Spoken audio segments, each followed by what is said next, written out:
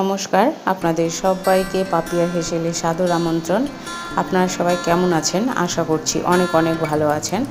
আজকে খুব কম মশলায় কী করে টেস্টি একটি রেসিপি তৈরি করতে হয় সেই রকম একটি রান্না নিয়ে আমি আপনাদের সামনে চলে এসেছি।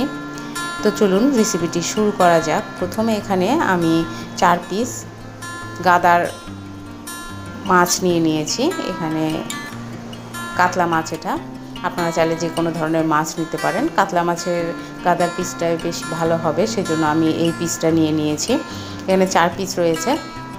মাছটাতে আমি ভালো করে পরিমাণ মতন লবণ আর হলুদ মাখিয়ে নিচ্ছি।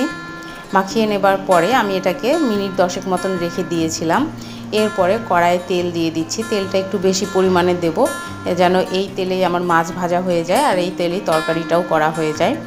তেলটা গরম হয়ে গেলে আমি এই মাছের টুকরোগুলোকে এর ভেতরে দিয়ে বেশ কড়া করে ভেজে তুলে নেব। এই যে দেখুন, একদম মাছটা লাল লাল করে কড়া করে ভেজে নিয়েছি। মাছটাকে এবার তুলে নিচ্ছি। তুলে নিয়ে যে তেল রয়ে গেছে সেই তেলের ভেতরে আমি দিয়ে দেব 2টো তেজপাতা, 1টি শুকনো লঙ্কা, আর তার সঙ্গে দিয়ে দেব হাফ টিস্পুন মতন 5 ফোড়ন। আপনারা চাইলে 5 ফোড়নের পরিবর্তে এখানে জিরেও দিতে পারেন, গোটা জিরে। এরপরে যখন সমস্ত মশলাগুলো একটুখানি নেড়ে ভাজা ভাজা হয়ে আসবে, সেই সময় আমি এখানে দিয়ে দিচ্ছি বড় সাইজের একটি আলুটাকে ডুমো ডুমো করে কেটে নিয়েছি।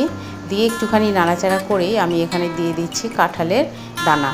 এখানে আমি যতটা পরিমাণে আলু নিয়েছি ঠিক ততটা পরিমাণে কাঁঠালের দানাও নিয়েছি। এই কাঁঠালের দানা এই আলু দিয়ে ঝোল খেতে দারুণ লাগে, আপনারা অবশ্যই একবার রান্না করে দেখবেন। কাঁঠালের দানা আর আলুটা বেশ একটুখানি নাড়াচাড়া করে নিয়ে আমি এখানে দিয়ে দিচ্ছি পরিমাণ মতন লবণ ও হলুদ।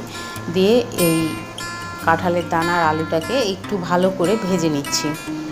খুব একটা লাল করার প্রয়োজন নেই, মোটামুটি একটুখানি ব্রাউন কালার হয়ে আসলে বুঝে যাবেন যে ভাজাটা হয়ে গেছে। মোটামুটি দেখুন আমার ভাজা হয়ে গেছে। এই মুহূর্তে আমি দিয়ে দিলাম একদমই সামান্য পরিমাণে জিরে বাটা, আর যেই পরিমাণে জিরে বাটা নিয়েছি সেই পরিমাণেই নিয়েছি আদা বাটা, আর তার সঙ্গে দিয়ে দেবো একদম সামান্য পরিমাণে লঙ্কা বাটা।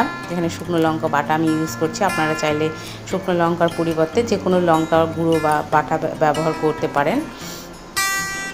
মশলাগুলোকে দিয়ে এই সবজির সঙ্গে আমি ভালো করে একটু নাড়াচাড়া করে ভাজা ভাজা করে নিচ্ছি, যাতে মশলাগুলো থেকে কাঁচা গন্ধ বেরোনো বন্ধ হয়ে যায়। ভাজা ভাজা হয়ে গেলে আমি এখানে দিয়ে দিচ্ছি পরিমাণ মতন জল। দিয়ে আমি এটাকে ভালো করে ফুটতে দেব। ফুটে উঠলেই আমি এখানে মাছের টুকরোগুলোকে দিয়ে আর মিনিট 10 মতন ফুটিয়ে গরম মশলা বাটা বা গুঁড়ো দিয়ে নামিয়ে নেব।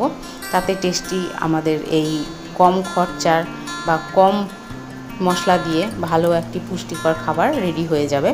আজকের রেসিপি আপনাদের কেমন লাগলো অবশ্যই কমেন্টের মাধ্যমে জানাবেন। লাইক করবেন, শেয়ার করবেন বন্ধুবান্ধব আত্মীয়দের মাঝে, আর অবশ্যই আমার চ্যানেলটাকে সাবস্ক্রাইব করে আমার পাশে থাকবেন। এই যে দেখুন, গরম মশলার বাটা দিয়ে আমি এখানে ঝোলটা একটু নাড়াচাড়া করে নামিয়ে নিচ্ছি। আর আমার সম্পূর্ণ ভিডিও দেখবার জন্য ধন্যবাদ।